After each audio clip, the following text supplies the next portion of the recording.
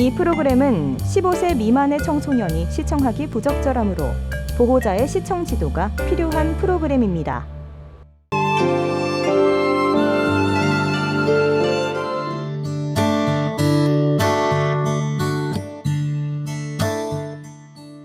의림짓들 논의 건강함을 알아보는 의림짓들 종의 다양성 조사. 의림짓들의 가장 서쪽에 위치한 신월동 지역의 논에서 가장 먼저 조사가 이뤄졌다. 물이 항상 고여있는 둔벙. 물고기를 잡는 도구를 이용해 이 둔벙의 물속에는 어떤 생물이 있는지 채집을 해본다. 미꾸리야? 미꾸라지 같아. 얘는 금방 미꾸라지며 올챙이 등이 먼저 보인다. 그리고 논가에서는 작은 뜰채를 이용해 논 속에 살고 있는 생물을 채집한다. 여기 있네. 풍년새우. 풍년새우. 풍년새우. 가장 먼저 발견된 생물은 풍년새우. 이 풍년새우는 한동안 보이지 않다가 친환경으로 농사를 지으면서 다시 보이기 시작하는 의림짓들 논 속의 생물.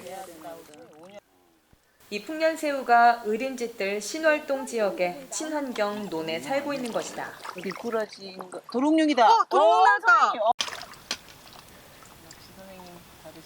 와, 도롱뇽도 나. 우리가 그래서 그 포기하지. 이번에는 장소를 옮겨 의림짓들 남쪽에 위치한 신월동 지역을 조사해 보기로 했다. 망가진 거는 망가지는 것만. 이 지역에는 논 근처에 작지만 습지가 형성돼 있다. 보통 이런 습지들은 생태계가 살아날 수밖에 없는 게 이 습지는 마을에서 여기에다가 뭐 제재를 치거나 이러진 않았을 거란 말이에요. 그냥 자연 습지였기 때문에. 그래서 사실은 옛날 같은 경우는 이 자연 습지가 이 지역 물을 받기 위한 하나의 장치였었어요. 그래서 냉수가 올라오면 따뜻하게 보관을 하거나 이러기 위해서 만들어졌던 것들이 지금은 이제 내방치된 상태인데 사실은 거기에 많은 생태계가 들어가슴도 있어? 들어가서 잡을. 가서 예전에는 논으로 사용하다가 자연 용출수가 많이 나와 논으로 사용을 못하고 방치된 곳. 가져가도 될 것 같아. 이 습지에는 벼 대신 습지 식물인 미나리가 점령을 했다. 무성한 미나리가 수온을 낮춰줘 한낮에도 수온이 낮은 미나리 밭에는 과연 어떤 생물들이 살고 있을까? 들어갈까 봐서 고민 중이다. 오, 물자라 천국이네. 물자라 또아리 물달팽이 천국이야. 이제 미나리가 뿌리가 이게 다 자리 잡아가지고. 미나리 밭에서 다량 발견되고 있는 물자라. 물장군도 그렇고 물자라도 그렇고 이 친구가 만약에 여기에 서식 조건이 안 좋다, 먹거리가 없다라고 했었을 때는 분명히 이동을 하겠죠. 그래서 그 자리에 물자라나 이런 것들이 없을 텐데 많이 있다는 건 먹거리가 많다라는 걸 대신 얘기해 준다라고 보시면 맞을 것 같습니다. 마지막으로 찾은 곳, 의림짓들의 동남부에 위치한 지역. 이 논은 논 물의 색이 한눈에 봐도 탁함을 볼 수 있다. 그리고 그 논 물속에서 보이는 생물체, 바로 살아있는 화석이라 불리는 긴꼬리 투구새우다. 한때 멸종 위기종으로 지정되기도 했던 긴꼬리 투구새우가 의림짓들의 논에서 다량 발견된 거다. 투구새우가 제초 효과를 갖고 있어요.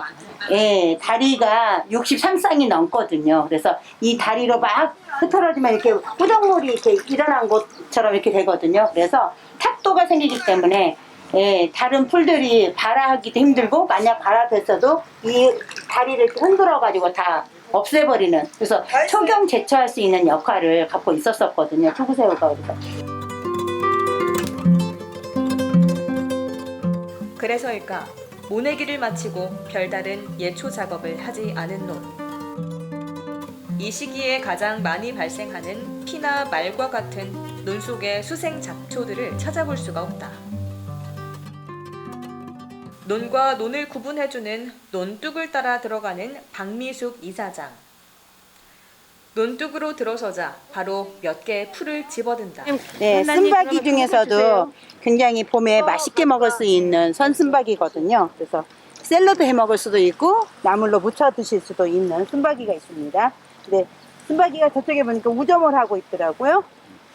그 다음에 지금 노랗게 예쁘게 꽃이 피어 있는데요. 봄에 돌나물이라고 해서 물김치도 담아 먹죠. 그래서 이 논둑에 지금 돌나물들이 많이 있는데 우리가 사 먹는 것보다 훨씬 꼬독꼬독하고 맛있는 돌나물이 지금 잘 나고 있고요. 네. 그 다음에 여기에 고들빼기가 있네요, 지금. 네. 우리 가을에 고들빼기 김치 담아 먹잖아요. 야생 고들빼기가 지금 나 있고요. 이 밖에도 꼬리뱅이, 망초, 질경이들도 이 논둑에서 자라고 있는 식용식물들. 일반 논둑에서는 거의 사라졌지만 이들은 얼마 전까지만 해도 나물 반찬으로 우리 밥상에 오르던 식물들이다. 밭에서 채소가 나오는 게 아니라 밭은 밭 곡식을 재배했던 곳인 거고요. 실질적으로 부식으로 식물을 먹었던 건 논둑에 있었던 이런 식물들을 먹었었다라는 얘기가 될 수가 있겠죠. 그래서 지금은 풀이 참 불편한 존재지만 옛날에는 여기 풀을 잘라서 소 먹이 주고 나면 다시 새 풀 올라오잖아요. 그때 먹을 수 있는 풀들 다시 채취해서 먹고, 그래서 하루에 소 풀 베주는 것도 일정량 베고 일정량 다시 농가에서 나와서 아침에, 점심에, 저녁에 드시는 부식 창고가 사실은 논둑이었었던 얘기인 거죠. 이번 의림집들의 종의 다양성 조사 결과를 알아보는 시간. 김시훈 대표의 관심이 크다. 곤충이 결국은 질소예요. 걔네들이 다량 발생해서 죽어서 걔네들이 양분으로 갔었을 때 왜 풍년새우겠어요? 조상들은 왠지 모르지만 걔만 보이면 그 논이 풍년이 돼서 풍년새우라고 했던 거거든요. 5시간에 걸쳐 논살림 사회적 기업 조사원 3명과 의림집들 친환경 영농조합 식구 4사람 등 모두 7명이 의림집들 3군데에서 채집해온 논에 서식하는 생물들. 40마리부터 시작해서 한 100마리, 140, 120마리까지인데 이것 때문에 왕우렁이가 수입을 해온 거예요, 식용으로. 근데 식용으로 들여왔던 게 풀을 너무 잘 먹으니까 농사꾼이 돼버린 거예요. 얘들은 안 먹고? 그러니까 얘를 먹었는데 얘가 없어지니까 많이 안 보여요. 김시훈 대표가 가장 관심을 갖는 생물은 바로 이 토종 우렁이. 그리고 노란 비릿촉한 거. 이 토종 우렁이가 논에 있다는 이야기는 들었는데 실제 보는 것은 이번이 처음. 그리고 그 개체수도 제법 많이 채집됐다. 이 밖에도 50여 종의 다양한 논생물들이 이번 조사에서 채집이 됐다.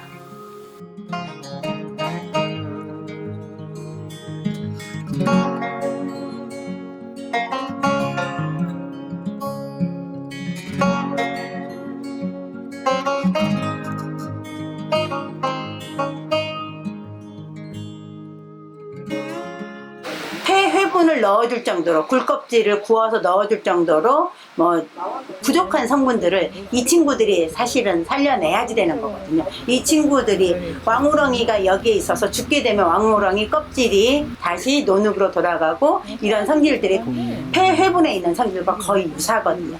일부러 유입되지 않아도 자연으로 생겨서 그게 그 논에 축적됐을 때 가장 안전한 퇴비가 형성되는 것이라고 볼 수 있는 거죠.